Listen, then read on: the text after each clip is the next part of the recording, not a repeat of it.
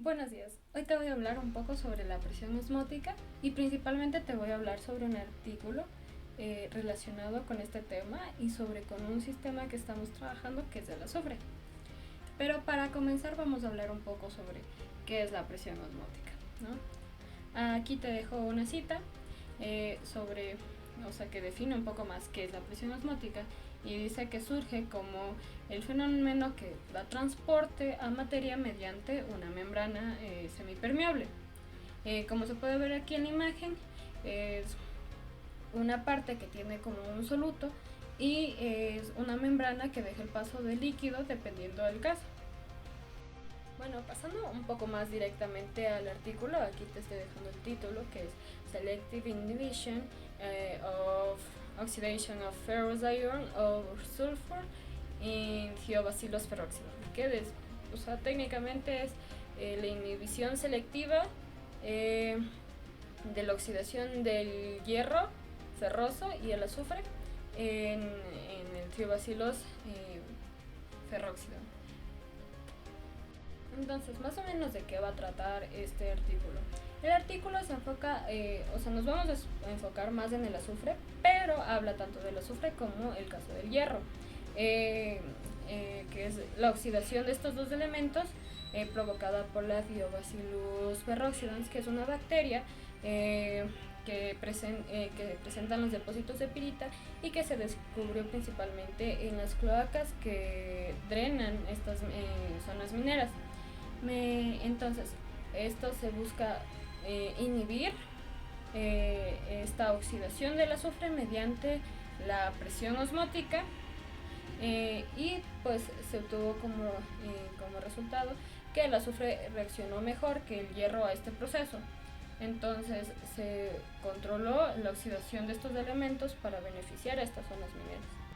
Pero más allá de solo la presión osmótica, en este artículo también se estudiaron procesos de inhibición mediante nitratos, fosfatos, cloruros, ácido y cianuro, pero que estos reaccionaron mejor a la inhibición de la oxidación del hierro. Así que nos vamos a centrar un poco más en la presión osmótica, que fue la que tuvo mejores resultados en la inhibición de la oxidación del azufre en específico. Hablemos un poco sobre los materiales y métodos. El artículo tiene su propia zona sobre esto, es bastante extensa y bastante específica en qué se ocupó en cada proceso, pero como una vista rápida podemos decir que primero se cultivaron las células en las que se les puso en una condición para dividirlas en células con hierro y células con azufre, y en el caso del azufre se los incubó durante 4 días a 28 grados centígrados, y en ambos casos, tanto en el hierro como en el azufre, se centrifugó varias veces hasta obtener una suspensión final de las células que se iba a servir para los estudios siguientes. Luego, mediante esta se determinó la oxidación tanto del azufre como del hierro, y para estudiarlas también se agregó concentraciones de sales potásicas, sacarosa y beta-alanina. También se los colocó a un pH de 3 para simular las condiciones de crecimiento de esta bacteria. Dentro de los resultados tenemos esta primera tabla que nos indica el nivel de oxidación dependiendo de las condiciones en estos 3 estados que se estudiaron, porque se estudió el hierro en células, la oxidación del hierro en células de hierro, la oxidación del azufre en células con hierro y la oxidación del azufre en células con azufre. Entonces, como dije antes, vamos a centrarnos en la presión osmótica, que fue la que tuvo los resultados en el azufre. Y te dice que en altas concentraciones de las sales inorgánicas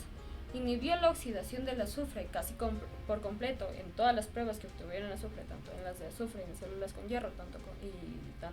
en las de azufre con células de azufre. Entonces se muestra que tiene una gran capacidad para inhibir este proceso de oxidación. Sin embargo, el hierro, por otro lado, casi no presentó diferencias contra la presión osmótica, pero sí presentó inhibición hacia los otros casos, como vimos del cloruro, el nitrato, el fosfato, etc. Entonces, como una conclusión en general de este artículo, tenemos que la presión osmótica en el azufre muestra una inhibición total de su oxidación,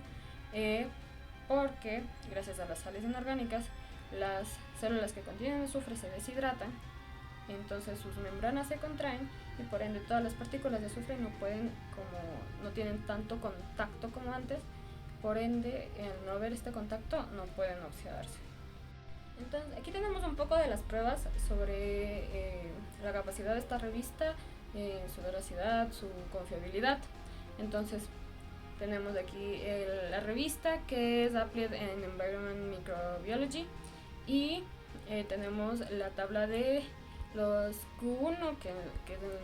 casi en su totalidad durante todos estos años, el H-index, que es de 367, y el CJR, que aunque ha decaído un poco, sigue siendo superior a 1. Para finalizar, te dejo aquí la bibliografía, que el primero es lo que te estaba explicando un poco sobre el concepto de la presión osmótica, y la segunda obviamente es el del artículo, para que puedas leerlo más detenidamente, puedas entender mejor y veas cada especificación que se necesita en cada uno de los procesos. Y si te interesa un poco más sobre los resultados del azufre, así como mismo los resultados del hierro, puede ser, que es mucho más extenso que el azufre, también lo puedes leer en la segunda bibliografía. Muchas gracias por ver y eso sería todo.